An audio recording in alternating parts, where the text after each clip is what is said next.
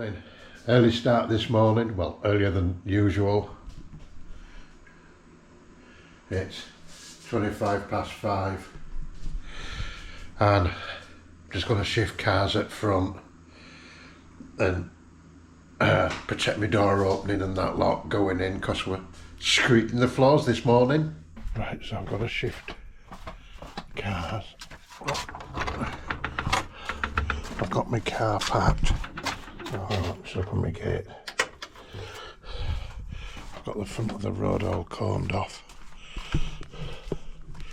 I need to protect all that door opening there.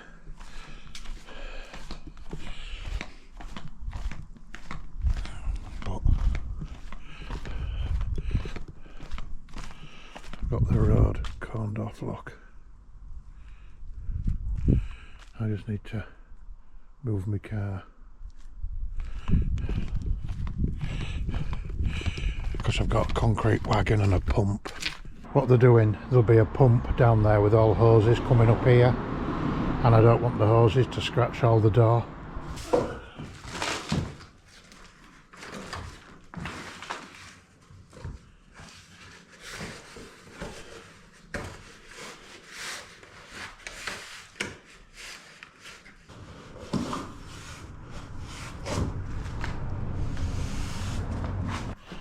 So that's my door protected.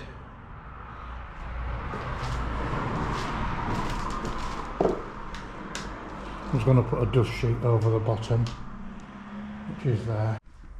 So pressure's still holding okay. It's been at 3, I think, for 4 days. Put 3.5 in and then it's all settled down. It's settled down to 3, so I'm pleased with all that. So I'm going to get my screed down this morning, and then at weekend I'll start on all the internal walls, so I'm looking forward to that. So we're all ready for screeding.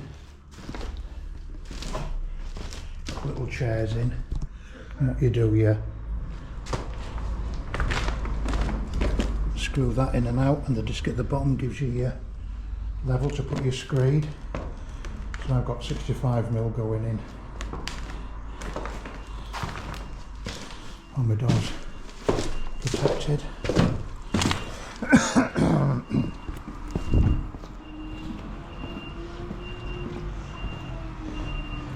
There's the pump. Just getting concrete wagon in.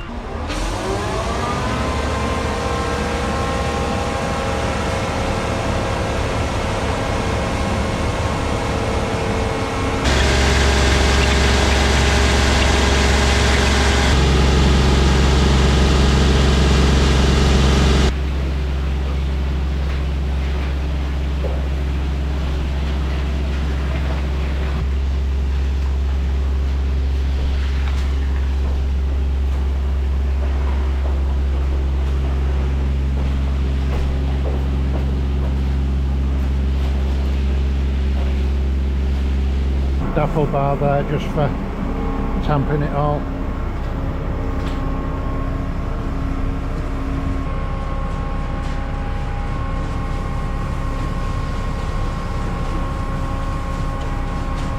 The fella doing it for me, it's called Rob Wharton, and I've worked with him a lot of years ago, but he is one of the best in the business, and I'm really pleased. These lads, well, there's him and his lad here, they've worked just with care and attention, just keeping clean. You can't knock it, and it gives you a really good feeling.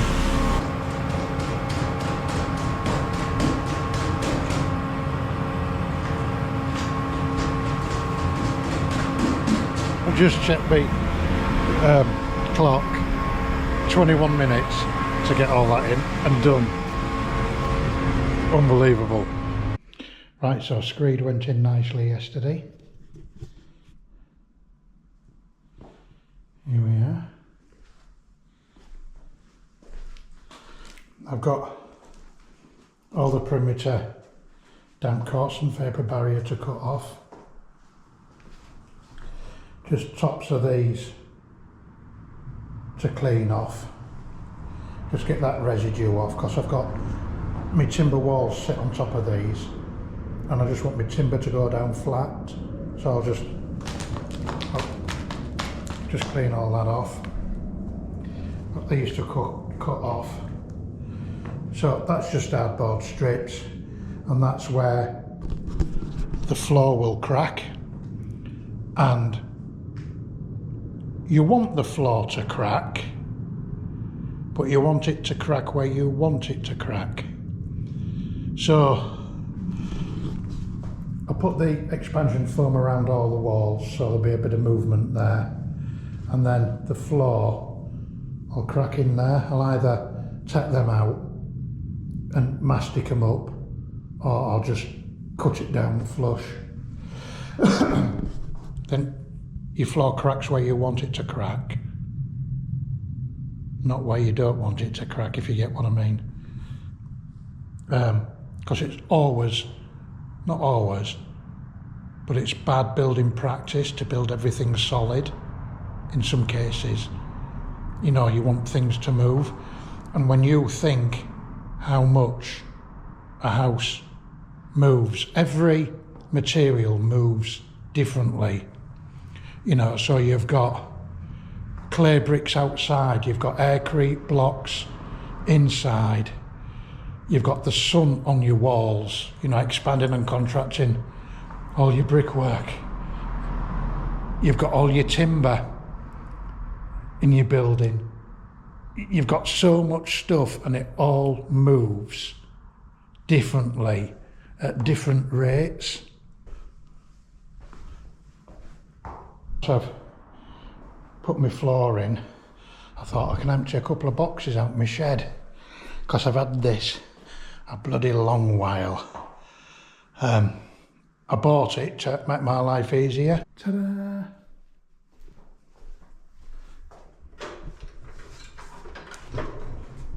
Got myself a plasterboard lifter, look. Oh, we've got a steam train coming.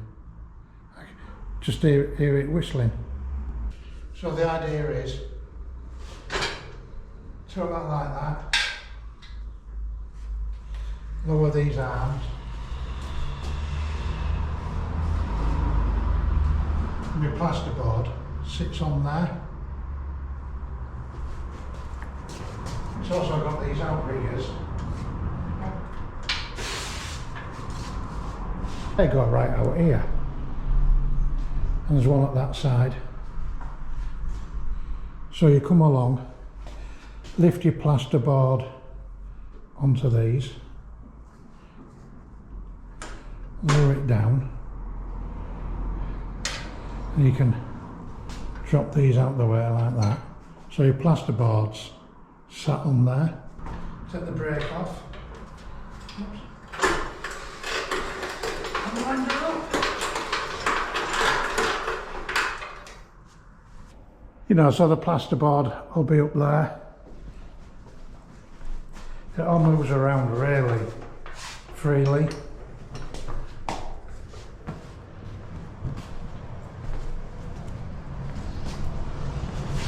That's your brake, so you want to make sure that you keep hold of the wheel when you take that off. Lower the handle, take the brake off.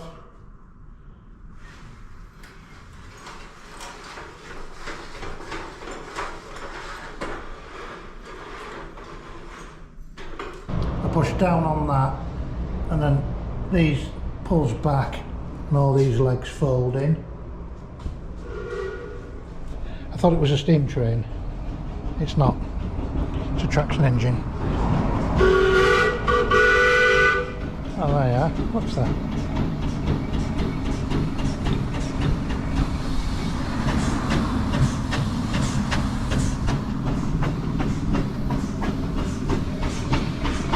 Oh. Yeah, look, round it comes.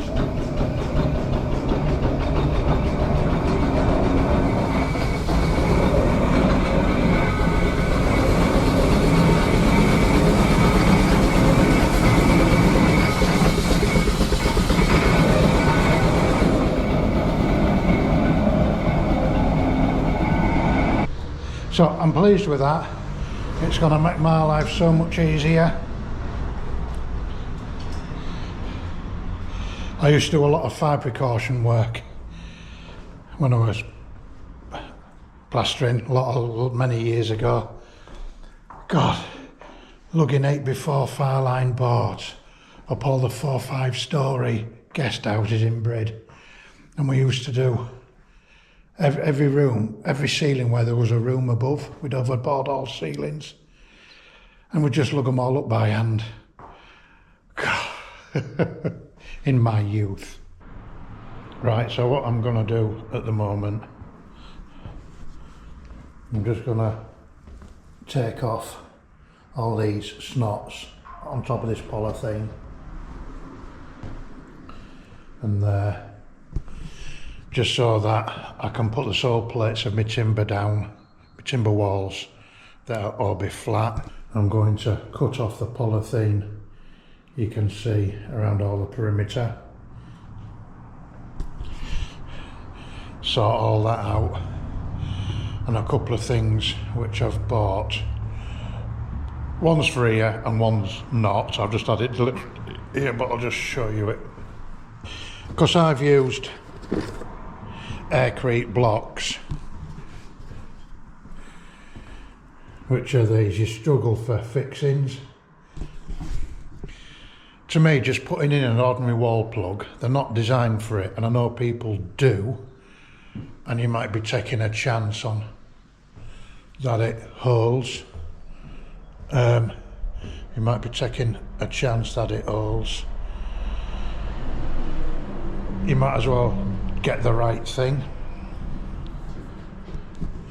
I've bought these Fisher fixings, and they're designed for aircrete blocks, but they're not load bearing. So where I'm going to use these for is for just fastening in me, going through my stud walls into the block.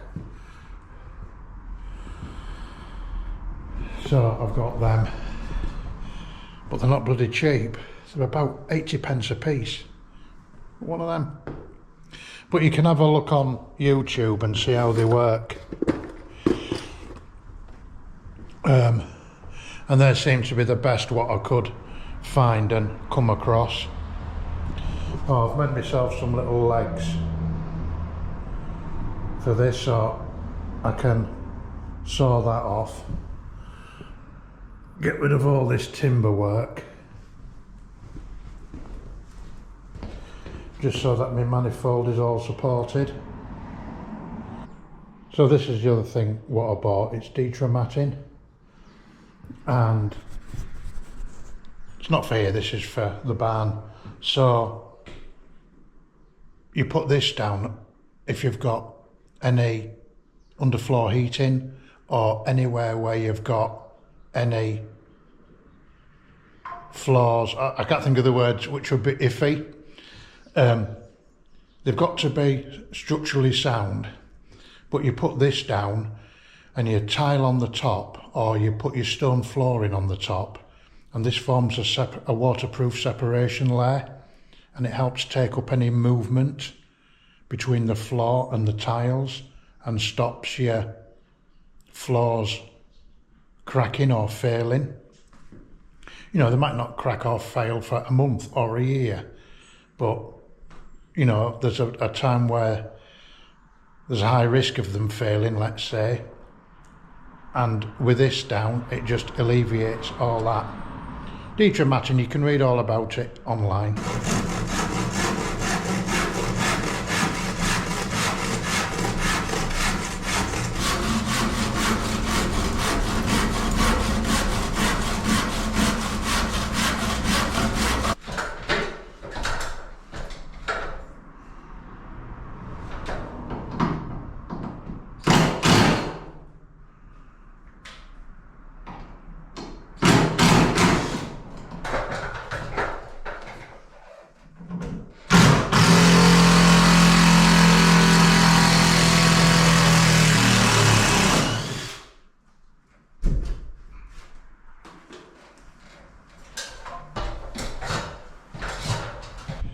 Like you say, I've cut it all, taken it all away. That just allows it to stand. It's only moved because of the twist in them pipes, but that'll go nicely exactly where it needs to go.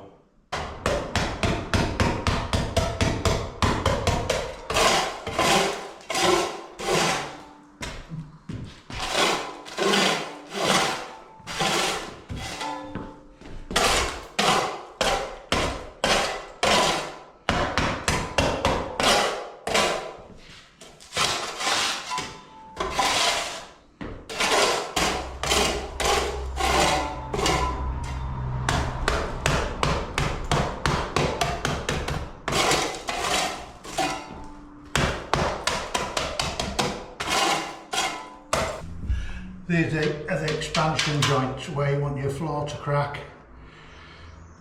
Easiest way to get them out is just a saw mount with an old saw.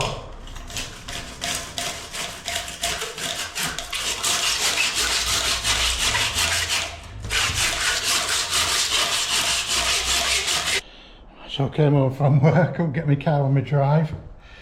I had a wood delivery, brought it all in. These are for a shed base, these are for my internal walls, and then one of them is going to make me a post for a corner cupboard. I get all my wood from a fella, Rydale Timber. I don't bother with any builders merchants or anything. When you get it from Rob, you're paying for a service, and he comes and he helps unload, and he put it on my drive. Is just like a one-man band, but all the wood is kept inside. It's all dry, it's all straight, and I've always had a really, really good service. The prices are really good, and I don't even shop. I did shop around the very first time when I was comparing prices and came across him, and I've had quite a lot of stuff off him now. So anybody local to me and you want any wood, Rydale Timber. Got the big guns out this morning. I got my saw out.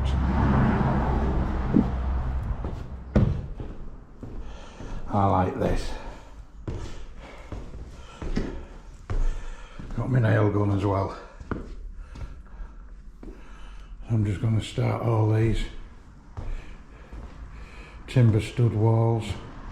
I've just sat my saw plate on dry. I've let it fly through my door opening, because what I'll do, I'll cut that out later. I want to make sure that the wall and that nib are all in a line.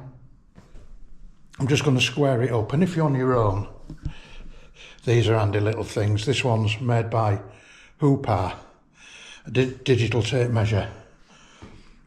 Laser finder thing, and this does all sorts of stuff, and it was only, I made an offer on eBay and it was only something like 24 quid, brand new, and it's a fantastic little piece of kit. So I'll set it there, and it is reading from the back. Let's get it ready to take a measurement. There's my red dot over there. 2987.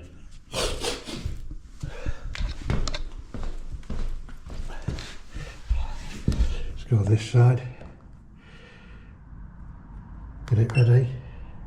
And it remembers your last measurement, it's just moved it up one. 2978. So what's the difference there?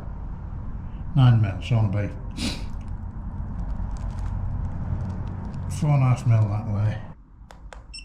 2984.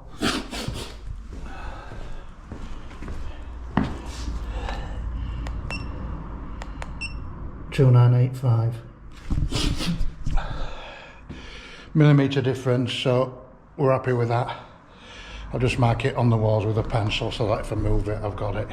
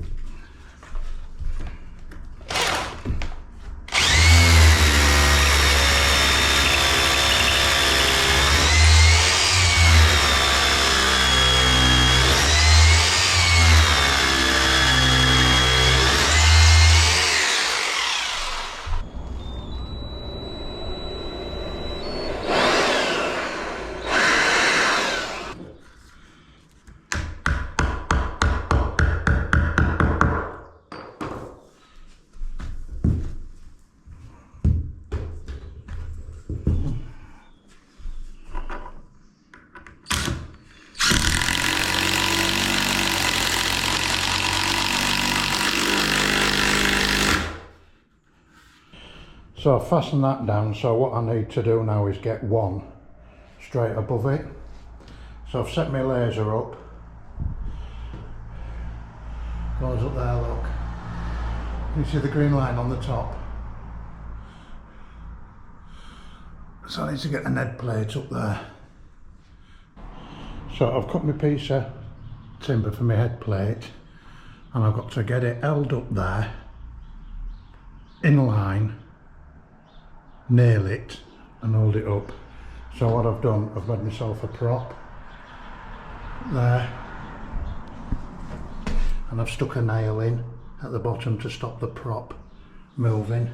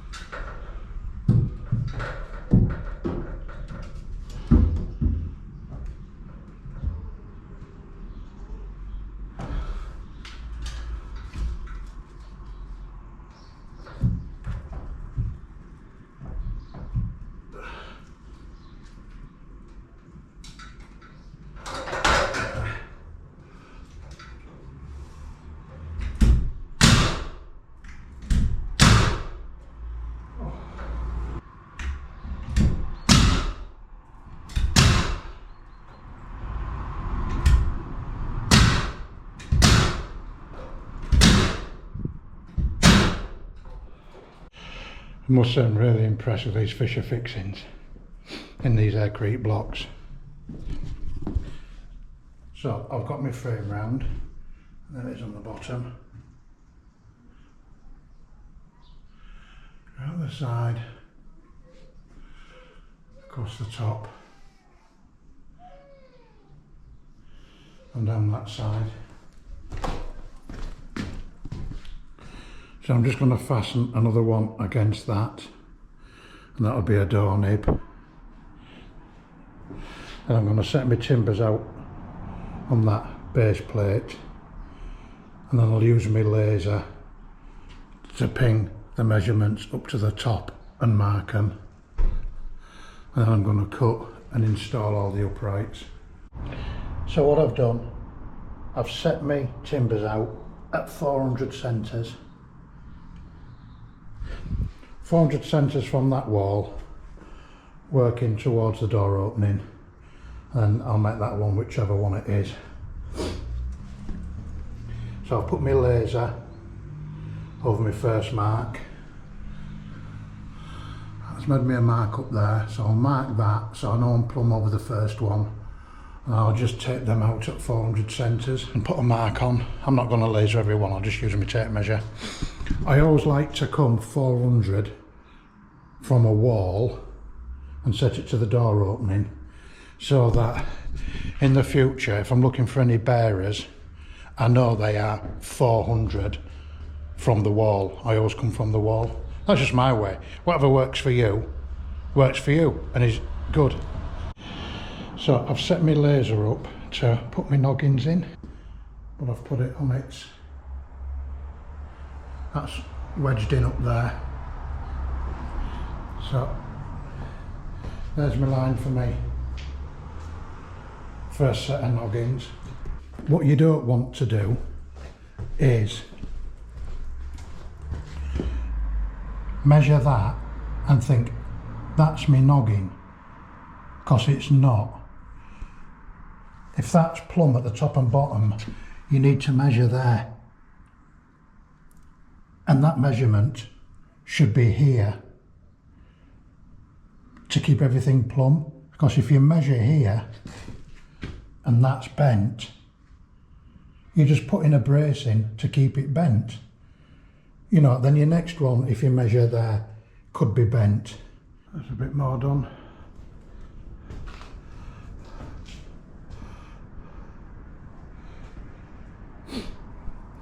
Got these bottoms to cut out. Got all noggins to go in here. build up over the door, like up there. I've got some mattresses to go in the walls.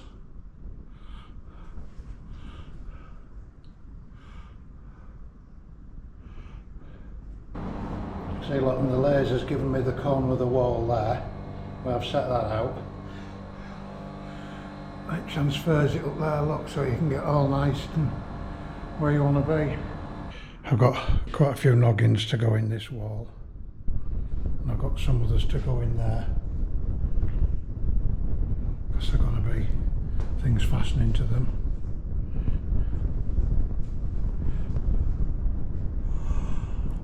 Got a bit of timber to go up there to carry the ceiling. Got some up here as well. So I've put the wall up, it wants some down there to carry that, which will sort out. Just got bottom of these doorways just to trim back. I've caught a nail on that one and that one, so I'll get an old one of my saws which will cut metal. But we're getting there, a few finishing bits. There was another thing I wanted to say about if you're using these laser measurers. Normal ceiling height is that wall plate there, 2.4, and you can see how much higher I am. Well, if you're measuring on the floor and zooming up, it's difficult to crank your head to see the red spot up there. You're far easier to go up your steps to the top, hold that on the plate, under your head plate, and shoot the red dot downwards, because it's so easy to see what you're doing and get it right. Just try it and you'll see what I mean if you use one of these. So that's the size of my cupboard, and it's tiny considering all what's got to go in. There's not a lot of room for everything to go in, but it's got to go in. We'll get the cylinder and we'll bash the sides to make it fit. The cylinder will fit in. It's 530mm in diameter. Is a cylinder by 1430 high. Then there's a buffer tank to go in. So I'm hoping plus all the pipe work, I'm hoping the cylinder will go in there, the buffer tank will be up here, and then all the electricals will be on that side. It'll go. Right, I'll show you what my plan is with this cupboard, because the cylinder is 530mm in diameter, and then it's got what's it got? It's got all that little flanges for all the pipe fittings and everything on it, so I need to add that in. So it's going to be like 570, 580, isn't it? That's wider than the door opening what I've got. So this is where the door's going to be. So I need a timber on there, plastering to making a frame, hang a door on. So I've got to have a timber there. I've always had it on my head that because there's quite a lot of things hanging and electrical stuff, to get a decent straight corner, I was going to use 2x2. If I use 4x2, you know, I've still got 100mm that way, I've still got more than 100mm that way, or if I put them back to back, you know, I've still got 100mm, so I thought I'll use a post. You know, if I get a straight post, it'll just go up in one, which is what I've done. That's just tacked in position. I hope I explained all that with the 4x2. Let me get a piece, I'll try and explain it better. So if I'd made a corner there, I've got 100mm going that way, and if I go that way that's 150mm, or if I put a piece of timber there that's 100mm with another one at the back of it, that's still 100mm. 4x4, so I just thought I'll use a post. I bet that still came across as oh god. Right, so what my plan is to put brackets on the bottom so that corner post isn't fastened in, cut it there, no,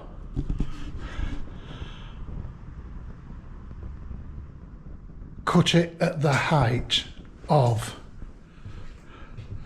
the kitchen door.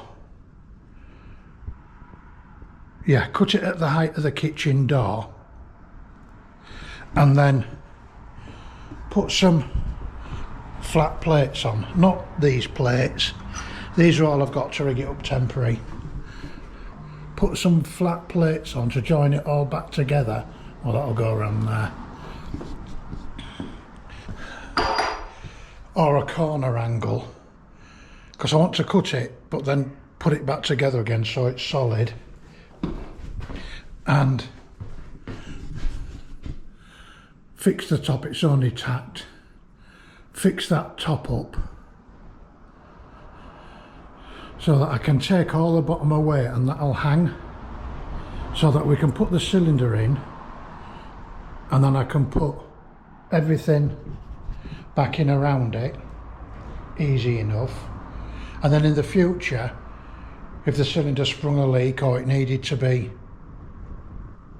changed, I can just unscrew everything and take it all back out again, dead easy enough. So that's my plan, is to make all the bottom half of this cupboard removable for servicing and that lot. I know what I want to say, and I'm not good with it, but when I start doing it, it'll come together. That's another video done for another weekend. It's only about 2:30. I want to go in and do my washing and ironing, have some cleaning to do, get ready for work tomorrow, and just stuff.